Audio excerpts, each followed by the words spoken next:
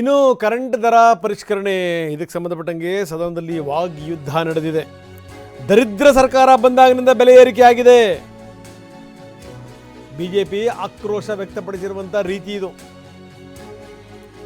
ದರ ಏರಿಕೆಗೆ ಸಂಬಂಧಪಟ್ಟಂಗೆ ದಂಗಲ್ ನಡೀತಾ ಇದೆ. ಯೂನಿಟ್ 36 ಪೈಸೆ ಹೆಚ್ಚಳ ಮಾಡಿರುವಂಥ KERC.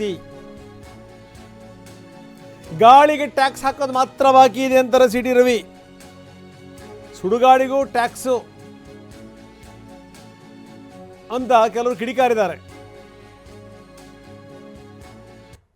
ಒಂದು ಕಡೆ ಕೊಟ್ಟು 10 ಕಡೆ ಕಿತ್ಕೋತಾ ಇದ್ದಾರೆ. 16 ವಿವಿಧ ಅಗತ್ಯ ವಸ್ತುಗಳ ಬೆಲೆಯನ್ನು ಏರಿಸಿರೋದು ಇವರೇ.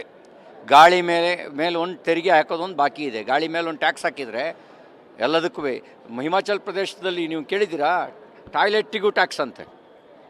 ಟಾಯ್ಲೆಟ್ಟಿಗೂ ಏನು ಉಸಿರಾಡ ಗಾಳಿಗೆ ಒಂದು ಹಾಕ್ಬಿಟ್ರೆ ಎಲ್ಲದಕ್ಕೂ ತೆರಿಗೆ ಹಾಕ್ದಂಗೆ ಆಗುತ್ತೆ. ಸಿದ್ದರಾಮಯ್ಯನವರು ಇದೇ ರೀತಿ ಮುಂದುವರೆದ್ರೆ ಗಾಳಿಗೂ ಟ್ಯಾಕ್ಸ್ ಹಾಕ್ತಾರೆ, ಮತ್ತು ಅದ್ರಲ್ಲಿ ಹಾಕಬೇಕಾದ್ರೆ ಹಿಂದೂಗಳಿಗೆ ಮಾತ್ರ ಹಾಕ್ತಾರೆ. ಸ್ಟ್ಯಾಟ್ಯುಟರಿ ಬಾಡಿ ಎಲ್ಲ ಸಂದರ್ಭದಲ್ಲಿ ಏನು ಬೆಲೆ ಏರಿಕೆ ಹೇಳ್ತಾರೆ ಅದು ಸರ್ಕಾರ ಒಪ್ತದೆ ಅಲ್ವಾ. ಸೊ ಈಗ ನಾವು ಗ್ಯಾರಂಟಿ ಯೋಜನೆಯಲ್ಲಿ 200 ಯೂನಿಟ್ವರೆಗೆ ಫ್ರೀ ಕೊಡ್ತಾ ಇದ್ದೀವಿ. ಅದರ ಮೇಲೆ ನೀವು ಹೇಳ್ದಂಗೆ even assuming that we are charging 36 paisa per unit, but if you see larger people they don't qualify to pay also. The larger people who are there, who are getting benefit up to 200 units, if they are below less than 200 units it is free for them. If I am wrong correct me. ಮತ್ತು ಎಲ್ಲ ದೇಶ ಹಂಗೆ ತಾನೇ ಇರೋದು, ಯಾರ್ದೋ ಒಂದು ಪಾಕೆಟ್ಲಿಂದ ತೊಗೊಂಡು ಯಾರಿಗೆ ಕೊಡ್ಬೇಕು ತಾನೆ.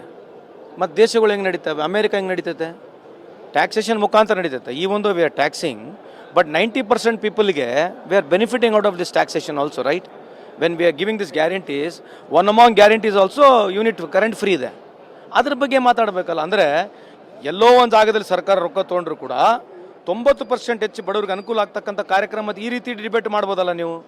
36% ಇನ್ಕ್ರೀಸ್ ಆಗಿದೆ, ಒಪ್ಪೋಣ. ಎಲ್ಲ ಸರ್ಕಾರ ಅವಧಿಯಲ್ಲಿ ಇನ್ಕ್ರೀಸ್ ಆಗ್ತಾನೆ ಇದೆ. ಏನು ನಮ್ಮ ಸರ್ಕಾರ ಅವಧಿಯಲ್ಲಿ ಮಾತ್ರ ಇನ್ಕ್ರೀಸ್ ಆಗಿದೆಯಾ?